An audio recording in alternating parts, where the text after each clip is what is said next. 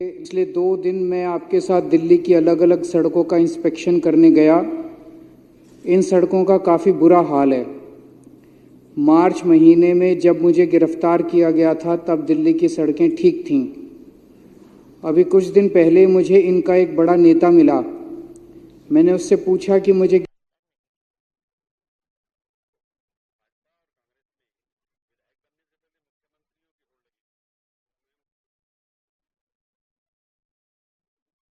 ठप कर दिया। उसका जवाब सुन के मैं हैरान रह गया। तो क्या मुझे गिरफ्तार करने का उनका मकसद दिल्ली को ठप करना था? क्या उनका मकसद दिल्ली वालों को परेशान करना था? जनता के परेशान होने से कोई व्यक्ति या कोई पार्टी कैसे खुश हो सकते हैं?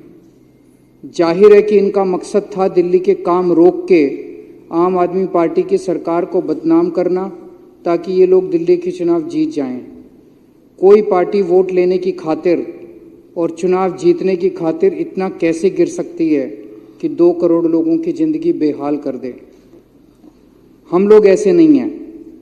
हम लोग राजनीति में जनता की सेवा करने के लिए आए हैं। अब हमें युद्ध स्तर पे काम करना पड़ेगा। दिल्ली के सभी रुके हुए काम शुरू करवाने हैं। इस बार बारिश भी बहुत हुई है, इस वजह से दिल्ली की कई सड़कें खराब हो गई हैं। कृपया सभी मंत्रियों और विधायकों के साथ सड़क पे उतर के एक असेसमेंट करवा लें कि कौन कौन सी सड़कें खराब हैं और उनका तुरंत रिपेयर शुरू करवा दें। हमें रात दिन मेहनत करनी पड़ेगी। दिल्ली के सभी रुके हुए काम चालू करवाने होंगे। दिल्ली के लोगों के साथ मिलकर उनकी सभी परेशानियों को दूर करना पड़ेगा। मैं 1 मिनट ये चिट्ठी आतिशी जी को देना चाहता हूँ। आप रुकिए।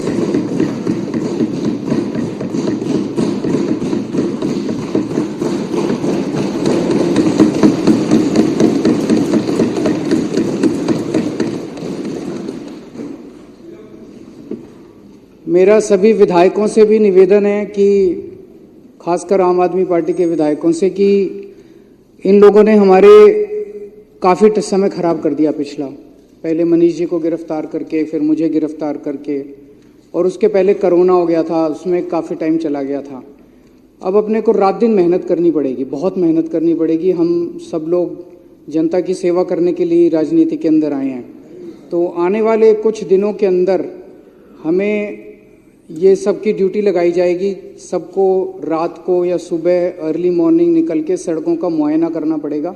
जो जो सड़कें टूटी हुई हैं उनकी एक असेसमेंट कर लेते हैं और उन सारी सड़कों का एक साथ रिपेयर करने का, खासकर पीडब्ल्यूडी की सड़कें जो है रिपेयर करने का ऑर्डर आतिशी दे देंगी, ताकि सारी सड़कें एक साथ रिपेयर की जा सकें।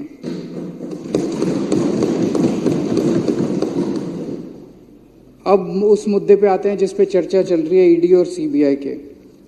मैंने 4-5 दिन पहले मोहन भागवत जी को एक चिट्ठी लिखी थी। उस चिट्ठी में मैंने मोहन भागवत जी से 5 मुद्दों की बात की थी और उसमें एक मुद्दा ये भी था कि जिस तरह से प्रधानमंत्री मोदी जी इस देश के सबसे भ्रष्ट नेताओं को ईडी और सीबीआई से डरा के या पैसों का लालच दे के दूसरी पार्टियों से तोड़ के अपनी पार्टी में शामिल कर रहे हैं, क्या मोहन भागवत जी उनसे सहमत हैं? मोदी जी ने खुद कुछ दिन पहले जिनको भ्रष्टाचारी बोला, अमित शाह जी ने खुद कुछ दिन पहले जिनको भ्रष्टाचारी बोला, भारतीय जनता पार्टी ने खुद जिन लोगों को कुछ दिन पहले भ्रष्टाचारी बोला, कुछ दिन के बाद उनको अपनी पार्टी में शामिल करा लेते हैं। 27 जून 2023 को प्रधानमंत्री जी ने कहा कि अजीत पवार पे 70,000 करोड़ रुपए के घोटाले का आरोप है, हम इनको जेल भेजेंगे। 27 जून 2023 और 5 दिन के बाद 2 जुलाई को उनको अपनी सरकार में शामिल करके उनको उप मुख्यमंत्री बना दिया।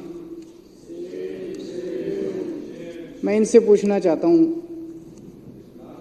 कुछ शर्म आती है?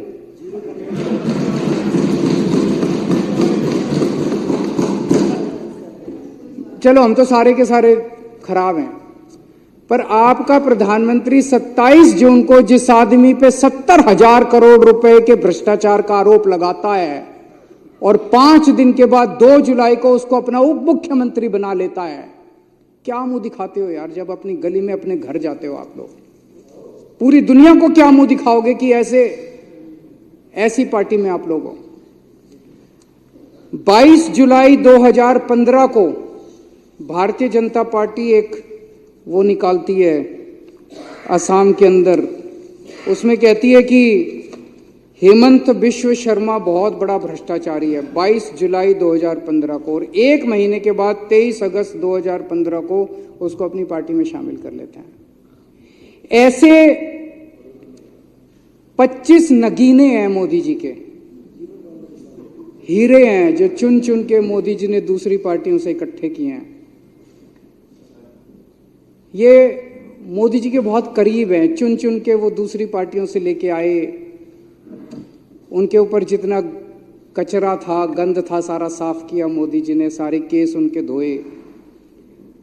अजीत पवार एनसीपी के होते थे, इनके ऊपर इकोनॉमिक ऑफेंसेस विंग का केस था, ईडी का केस था, दोनों केस बंद करवा दिए मोदी जी ने।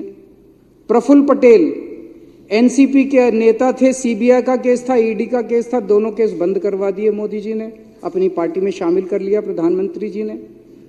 प्रताप सरनायक शिवसेना का नेता था, इस पे ईडी का केस था, ईओडब्ल्यू का केस था, दोनों केस बंद करवा दिए मोदी जी ने, आप इस बीजेपी में शामिल कर लिया।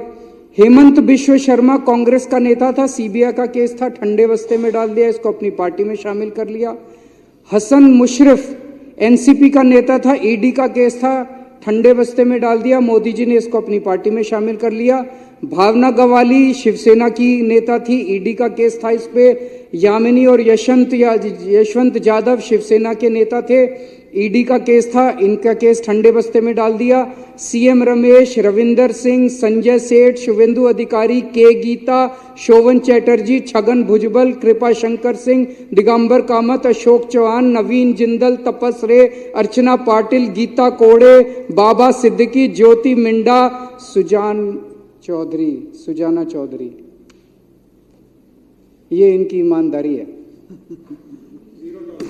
ये जीरो टॉलरेंस है। शर्म नहीं आती लाल किले के ऊपर खड़े होकर पूरे देश को बेवकूफ बनाते हैं, कहते हैं ईमानदार हैं, भ्रष्टाचार के खिलाफ लड़ाई लड़ रहे। ये 25 नगीने हैं। वो पहले नवरत्न होते थे अकबर के जमाने में, अब ये 25 रत्न हैं प्रधानमंत्री जी के, जिनको मैं आरएसएस के अंदर कई ऐसे लोग हैं, प्रचारक कहते हैं उनको, जिन्होंने अपनी जिंदगी जो है वो आरएसएस को दी है।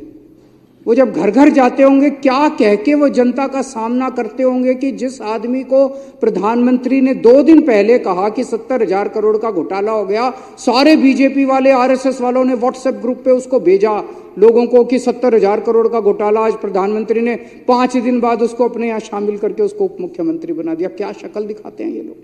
मैं पूछना चाहता हूं सारे आरएसएस के कार्यकर्ताओं से, मैं पूछना चाहता हूं सारे बीजेपी के नेताओं से कि कैसे आप लोग अपनी गली, अपने मोहल्ले के अंदर जाते हो। और मैं आरएसएस वालों के ऊपर ज्यादा दया आती है, उन्होंने कईयों ने अपनी जिंदगी आरएसएस के लिए दे दी और अब उनका एक ही, उनको अब टिकट नहीं मिलती। कांग्रेस वालों को इसको उसको लाला के टिकटें देते हैं, उनका काम दरी बिछाने का रह गया बस। कभी कांग्रेसियों के लिए दरी बिछाते हैं, कभी एनसीपी वालों के लिए दरी बिछाते हैं, कभी शिवसेना वालों के लिए दरी बिछाते हैं। आरएसएस के कार्यकर्ताओं का काम अब केवल दरी बिछाने का रह गया। कभी इस नेता के लिए दरी, क्यों उनको टिकटें मिलती नहीं मिलती उनको। इसके अलावा इन्होंने कई सरकारों की चोरियां की, टॉपल किया, सरकारों को उखाड़ के फेंका। मार्च 2016 से लेके मार्च 2024 तक प्रधानमंत्री मोदी जी ने 13 राज्य सरकारों को 15 बार गिराने की कोशिश की और उसमें से 10 सरकारों को गिराने में सफल हो गए। ये सरकारें नहीं गिराई, ये सरकारों की चोरी की है। ईडी और सीबीआई को भेज के, उनको धमकी देके, उनको लालच देके, पैसे से खरीद के उनकी सरकारों की चोरी की है इन लोगों ने। ये कोई मामूली वो नहीं है कि सरकारें गिरा दी। उत्तराखंड में मार्च 2016 में इन्होंने 9 कांग्रेस के एमएलए तोड़ के और हरीश रावत की सरकार गिराई। 2016 में अरुणाचल प्रदेश में 33 पीपीए के 43 में से 33 एमएलए तोड़ के वहां पे सरकार गिरा दी, वहां सरकार बना ली। गोवा में जुलाई 2019 में इनको बहुमत नहीं मिला मार्च 2017 के रिजल्ट्स में, नतीजन इन्होंने 12 कांग्रेस के एमएलए तोड़ के सरकार बना ली। कर्नाटक में 2019 में इनको बहुमत नहीं मिला, इन्होंने 17 कांग्रेस के और जेडीएस के एमएलए तोड़ के सरकार बना ली। मध्य प्रदेश में 2020 में इनको बहुमत नहीं मिला और इन्होंने 22 एमएलए तोड़ के, ये बहुत सारे केस हैं, 10 सरकारें तोड़ के इन्होंने सरकार बना ली और आज इन्होंने एमसीडी के ऊपर गलत तरीके से कब्जा कर लिया, एमसीडी की चोरी कर लिया आज इन लोगों ने। मैं मोहन भागवत जी से मैंने यही चिट्ठी लिखी थी कि क्या राजनीति में शुचिता होनी चाहिए कि नहीं होनी चाहिए। आरएसएस ने अब खुलेआम कह दिया भाई जो मन में आए करो, आरएसएस ने खुली छूट दे दी है बीजेपी को। यही मैंने मोहन भागवत जी से पूछा था, क्या मोदी सरकार की बेईमानियों और भ्रष्टाचार का आरएसएस समर्थन करती है? अगर नहीं करती है तो मोहन भागवत जी की जिम्मेदारी बनती है कि खुले शब्दों में, सख्त शब्दों के अंदर पूरे देश के सामने वो ये कहें कि मोदी जी जो सरकार चला रहे हैं वो सरकार बेईमान है, वो सरकार भ्रष्टाचारी है और वो इसका समर्थन नहीं करते। ये मोहन भागवत जी की जिम्मेदारी है कि पूरे देश के अंदर वो ये स्टेटमेंट दें। आज इन्होंने एमसीडी के अंदर जो किया, चुनी हुई, मैंने जेल के अंदर सुभाष चंद्र बोस, भगत सिंह, इनको बहुत पढ़ा। इन लोगों ने अपनी जान की कुर्बानी लगा दी, जान इन्होंने दे दी अपनी देश को आजाद कराने के लिए। किस लिए आजाद कराया इन्होंने देश? इसीलिए तो आजाद कराया था कि देश के अंदर एक जनतंत्र होगा, जनता चुनेगी, जनता के चुने हुए नुमाइंदे वो सरकार चलाएंगे, जनता के सपने पूरे करेंगे। इसलिए थोड़ी करा था कि एक एलजी आके बैठ जाएगा, अफसर आके बैठ जाएंगे और चुने हुए लोगों को दरकिनार करके और अपनी मर्जी से सरकार चलाएंगे। दिल्ली के लोगों ने एक मेयर को चुना, दिल्ली के लोगों ने काउंसलरों को चुना, दिल्ली के लोगों ने एक सदन को चुना, एमसीडी को चुना, दिल्ली नगर निगम को चुना और उनको कहा भाई अब आप दिल्ली की व्यवस्था चलाओ, दिल्ली की नगर निगम को चलाओ। कानून के अंदर, दिल्ली नगर निगम के कानून में लिखा है कि जो सदन है, सदन की अध्यक्षता मेयर करेगी। एलजी ने कानून आज ऑर्डर पास कर दिया कि अब अध्यक्षता एडिशनल कमिश्नर करेगा। कल आपको भी हटा देंगे, कल लोकसभा स्पीकर को भी हटा देंगे, वहां पे लिख देंगे अब होम सेक्रेटरी जो है लोकसभा की अध्यक्षता करेगा, राज्यसभा की अध्यक्षता अब जो है वो डिफेंस सेक्रेटरी करेगा। ये क्या हो रहा है इस देश के अंदर? क्या इसीलिए हमारे देश के स्वतंत्रता सेनानियों ने अपनी जान गंवाई थी? खत्म कर दिया जनतंत्र इन लोगों ने।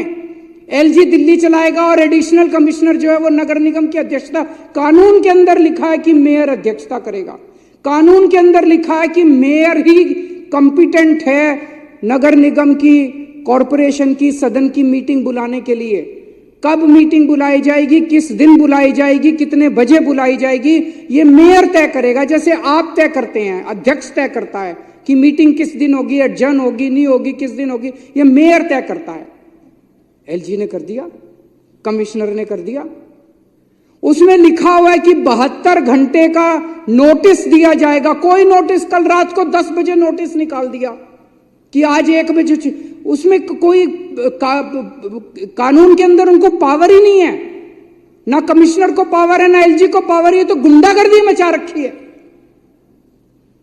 उसके अंदर लिखा है कि नोटिस जो है सबके घर भेजा जाएगा। किसी के घर नोटिस नहीं पहुंचा आज, किसी के घर एक व्हाट्सएप कर दिया, व्हाट्सएप आधों को मिला, आधों को नहीं मिला, आधे दिल्ली के बाहर हैं। ये क्या, ये चुनाव कराया इन लोगों ने? तो आज इन्होंने एमसीडी की चोरी की है जो कि पूरे देश के सामने है और ये इसकी हम सख्त निंदा करते हैं। एक चीज और बहुत जरूरी है, सब लोगों को मैं आगाह करना चाहता हूं। ये लोग जानते हैं कि ये लोग दिल्ली हार रहे हैं, बुरी तरह से हार रहे हैं।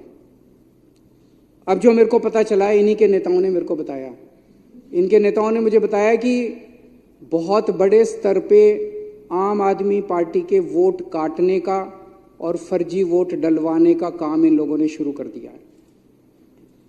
इन लोगों ने हर कॉलोनी में कुछ पेड एम्प्लॉयज रखे हैं। वो पेड एम्प्लॉयज घर घर जा रहे हैं, सब लोग समझ लेना, वो घर घर जा रहे हैं, उनसे पूछ रहे हैं आप किस पार्टी को वोट देते हो जी, किस पार्टी के हो। अगर कोई गलती से कह दे आम आदमी पार्टी का हो तो उसका वोट कटवा देंगे। तो एक तो मैं दिल्ली की जनता को कहना चाहता हूं कि रोज इलेक्शन कमीशन की वेबसाइट पे जाके अपना वोट चेक कर लेना कि वोट कटवा तो नहीं दिया किसी ने। दूसरा, अगर कोई आपके घर पूछने आए कि आप किस पार्टी को वोट देते हो, आप कह देना बीजेपी को वोट देते हैं, फिर आप सेफ हैं, फिर आपका वोट नहीं कटेगा। आप झूठ बोल देना बीजेपी को वोट देते हैं, फिर आपका वोट सेफ है, आपका वोट नहीं कटेगा। और डेली अपने वोट चेक करना। और सारे मैं विधायकों को भी कहना चाहता हूं कि अपने अपने विधानसभा के अंदर जितने बूथ लेवल के आपके वॉलंटियर्स हैं उनको आगाह कर दीजिए, डेली बेसिस पे चेक करें किसका वोट कटा, किसका वोट डला, वो ठीक डल रहे हैं, गलत डल रहे हैं, इसके ऊपर अपने को निगाह रखनी है। और इतनी बुरी राजनीति मैंने कभी नहीं देखी थी। मेरा तो छोटा सा राजनीतिक जीवन है, मैं तो 10-12 साल से ही राजनीति में हूँ, लेकिन इतनी बुरी राजनीति मैंने देश के अंदर कभी नहीं देखी थी। और मैं उम्मीद करता हूं कि हमसे जो बन पड़ेगा हम वो सब करेंगे देश की राजनीति को साफ करने के लिए। उसी के लिए आए हैं, देश राजनीति को साफ करना और जनता की सेवा करनी है। भगवान हमें अपना आशीर्वाद दे और हमें अपनी दिशा दिखाता रहे। बहुत बहुत शुक्रिया।